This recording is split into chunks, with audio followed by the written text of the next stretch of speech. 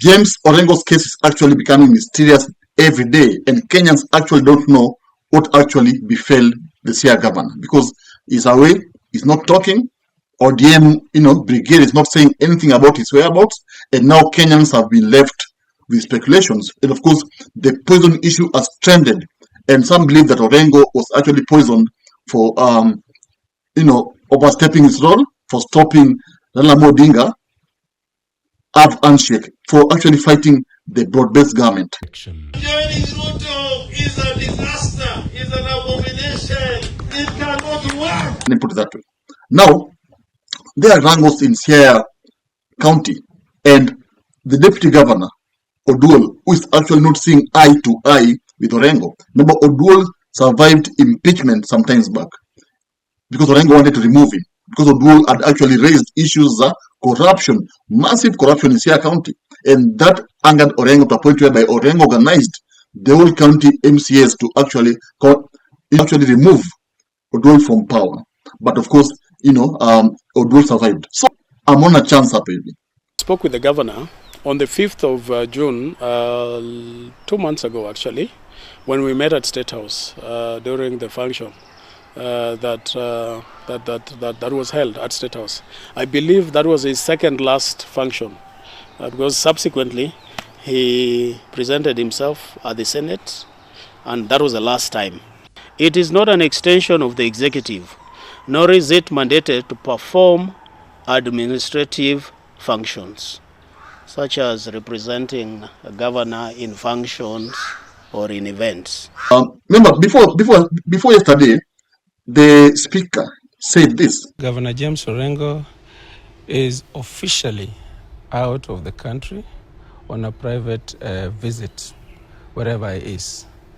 But that doesn't mean he's off duty. Governor Orengo is on duty, conducting his roles and functions as per law prescribed. Some are saying that he's away on medical grounds, but I do not have definitive feedback. Yes, alisema kwamba Orengo is outside the country for personal issues. Of course, that can only be health concerns, because umeenda nje, you don't tell you the country where you have gone. It means that you are sick and uko pale unatibiwa. Now, Oduol said this. He said that yeye mambo ya county waambiwi kila kitu, but he knows that it's a problem with Orengo. But now, again, yesterday, alisema hivi. It is not an extension of the executive, nor is it mandated to perform administrative functions, such as representing a governor in functions or in events. Equally, the executive, under the leadership of the governor, remains responsible for implementing laws and managing day-to-day county operations. I call upon all leaders and institutions, specifically the Speaker of County of Siaya, Honorable George Okode, to respect this separation of powers. Yeah, nasema kwamba the county speaker should not overstep his role. Ajue ni speaker as stick to the county assembly. Amwache county. Oduol was actually trying to say that the county needs to be left for him to run. Because he believes that Orengo is in deep trouble, and Orengo cannot, come back soon, serve the county. Now, here's the question now. Where is Orengo? What is it? What do you think that these people are hiding about Orengo? Because even Raila Odinga himself is not saying anything pertaining to this issue. Is the man poisoned, or is the man alive wherever he is? Remember, I'm not saying that he is dead or whatever, but I remember in the year 2021, Magufuli alipotea hivyo for 1 month. What happened? Later on, we had that announcement that Magufuli is dead. Remember that story? Of course, I'm not relating this issue to Orengo, but I'm just trying to tell you what silence can mean sometimes. And you see now, Orengo's silence is actually bringing speculations. And you're seeing now, Oduol, kama anaona kuna chance hapo ya kuwa governor. Na kama it's like he's sensing that Orengo might not come back soon. Ama he's sensing that Orengo is in deep trouble, because I'm very sure that yeye mwenyewe maybe I give what's happened to Orengo because Orengo again. So that brings us to the question, like, what do you think is happening in ODM? Because ODM imechafuliwa na Ruto. I mean, there are wrangles, watu elewani, Sifuna anatupa matusi huku, Wandai matusi huku, Junet matusi huku, Raila is actually confused, doesn't even know how to put his house to order. I don't know whether it's old age, but Raila is just, nowadays I'm a change, he's become weak. He's not the Raila I used to know, mwenye alikuwa tough and non-nonsense Raila Odinga. Now, that aside, so this tells me one thing, that there is a big problem in Siaya County. Now, there is a big problem in Siaya County. And you see, sometimes silence speaks volumes.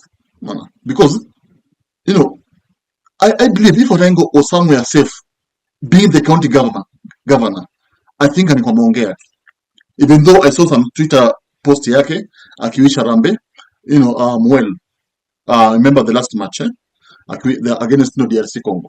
So, so I don't know whether I did it in his ICU bed or whatever, because I believe the people of Siaya County need or deserve to know what is actually happening to their governor.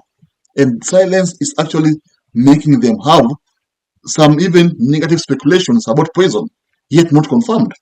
So it needs, if he's alive, whatever he is, obviously, okay, he needs to actually tell the country this is what's happening. But of course, a huge percentage of Siaya people have been saying that Raila Odinga actually conspired with William Ruto to stop Orengo, because Orengo is a powerful leader in Nyanza, and Orengo was seen, you know, intimidating the broad-based government. And Orengo has been, you know, saying or campaigning against Raila's handshake with Ruto. At one point, even saying that Raila joining Ruto is an abomination, and that message might have hurt Raila Odinga. At some point, even said that Ruto should just quit being in State House, and he said this in front of Agwambo. So, does these statements make Raila hungry to a point whereby anataka kutoa Orengo kwa county government, aeke mtu mwingine? Because Raila is so powerful. Raila is from Siaya, so he can do anything in Siaya County. Ukienda against Siaya and will crash anytime. And because we have been seeing Raila's brother Oburu Odinga even, you know, crashing Orengo, telling Orengo that you don't matter what politics za Siaya ama za Nyanza, and you need to shut your mouth. We've been seeing that. So all these things I'm saying here, I mean, tell me, what do you think is actually happening to Orengo? Because personally, I believe that, but I believe there's a problem in Siaya. I believe that there's someone who wants to remove him from Siaya County or from being the governor of Siaya. I believe so, based on what I've seen in ODM, based on the backlash Orengo has been receiving from ODM members, yeah, especially Oburu Odinga, the youth leader, Raila's brother. So I believe there's a big problem in ODM, but they don't just want to say it, because they feel that when they say it, the public will actually, you know, be uncomfortable. And that's what I believe, because if it was okay, he would have stopped the speculations.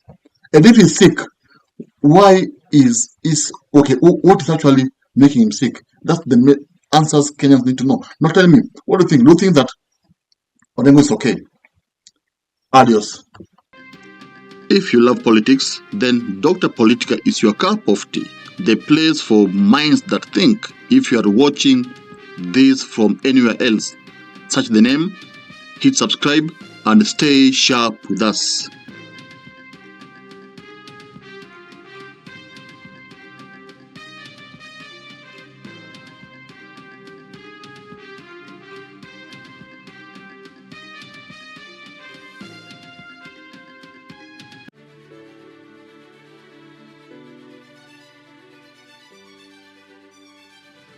Thank you for making Dr. Politica your home for fearless political truth. Every view, every like, every share fuels the fire behind the hours of research, filming, and editing we pour into each episode. By showing up consistently, you don't just support a channel, you empower a voice. In a world ruled by headlines, spin, and power games, you remind us that real people still care about real facts. We are here to inform, inspire, and ignite critical thinking, not just for today, but for generations to come. You are not just a viewer, you are the reason this platform exists.